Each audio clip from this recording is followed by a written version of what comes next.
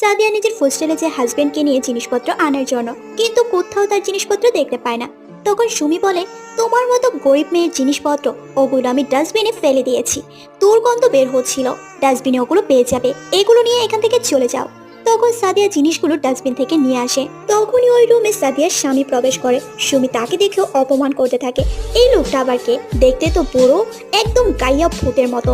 তখন সাদিয়া বলে, এটা আমার হাজবেন্ড, তুমি তাকেও অপমান করতে পারো না? তখন সুমি বলে, তোমার হাজবেন্ড? অবশ্যই কোনো গ্রামের ভূতকে ধরে বিয়ে করে নিয়েছো, তোমার স্ট্যাটাস তো এই পর্যন্তই। বুড়ো লোকটা সুমিকে থামানোর চেষ্টা করে, কিন্তু কোনো কাজ হয় না। তখন বুড়ো লোকটা বলে, ঠিক আছে দাঁড়াও, আমি একটা কল করে আসছি। তখন সুমি বলে, আরে যাও যাও, যাকে খুশি কল করে নাও। কিছুক্ষণ পরেই সুমির কাছে একটা কল আসে। তখন হোস্টেলের গার্ডেন বলে, তুমি কাকে অপমান করেছো সুমি? এক্ষুনি তুমি হোস্টেল থেকে বের হয়ে যাবে। তুমি জানো এই ব্যক্তিকে? এই ব্যক্তি একটি বড় কোম্পানির সিইও, আর আমাদের হোস্টেলটা তিনি কিনে নিয়েছে। এক্ষুনি তুমি এখান থেকে বের হয়ে যাও।